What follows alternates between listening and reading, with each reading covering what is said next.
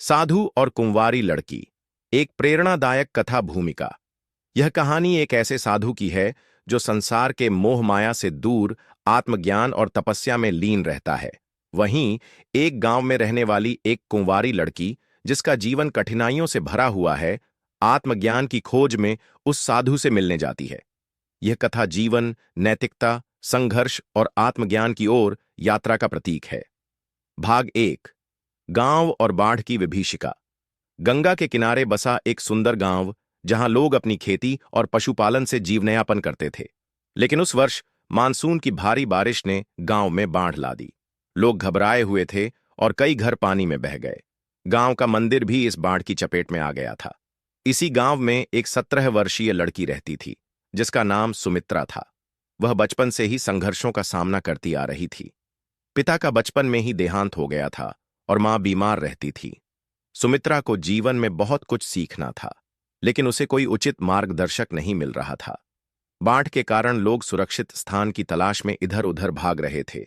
वहीं गांव के पास के जंगल में एक महात्मा साधु तपस्या में लीन थे। वे वर्षों से वहीं रह रहे थे और गांव के लोग उनकी बहुत इज्जत करते थे। कहा जाता था कि वे भविष्य देख सकते हैं और उनके पास दिव्य ज्ञान है। भाग 2।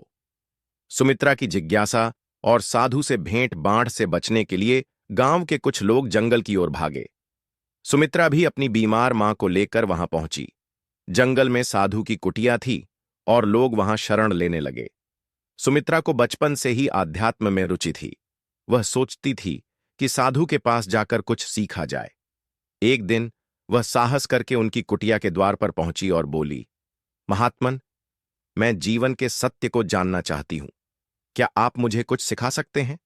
साधु ने उसकी आंखों में झांका और मुस्कुराते हुए बोले, बेटी, सत्य की खोज कठिन होती है। इसके लिए त्याग और तपस्या की आवश्यकता होती है। क्या तुम इसके लिए तैयार हो? सुमित्रा ने बिना झिझक उत्तर दिया, हां। भाग 3। साधु की शिक्षाएं।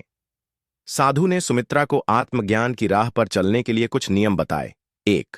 मन की शुद्धता, किसी भी विषय में आसक्ति मत रखो। 2. सहनशीलता, जीवन में जो भी कठिनाई आए उसे धैर्य से सहन करो। 3. स्वयं को पहचानो, तुम्हारा असली अस्तित्व शरीर नहीं, आत्मा है। 4. सच्चा प्रेम, प्रेम त्याग और सेवा में निहित है, वासना में नहीं। धीरे धीरे सुमित्रा इन बातों को समझने लगी। साधु ने उसे ध्यान और योग सिखाया, जिससे उसका मन शांत रहने लगा। वह अब पहले से अधिक समझदार हो गई थी। भाग 4। गांव वालों की परीक्षा। एक दिन गांव के कुछ लोग साधु के पास आए और बोले, महात्मा, यह लड़की आपके पास अकेली आती है। लोग इसके बारे में अपशब्द कह रहे हैं। साधु शांत थे, लेकिन सुमित्रा को यह सुनकर दुख हुआ। साधु ने उत्तर दिया, जो स्वयं अपवित्र हैं वे ही दूसरों पर दोष लगाते हैं। जो ज्ञान की राह पर हैं वे इन बातों से विचलित नहीं होते। गांव वालों ने सिर झुका लिया और चले गए। भाग 5। सुमित्रा का आत्मज्ञान। सुमित्रा में एक अलग तेज था। वह अब एक शिक्षित और आत्मनिर्भर लड़की बन चुकी थी। उसने गांव में लड़कियों को पढ़ाना शुरू किया और लोगों को सही मार्ग दिखाने लगी।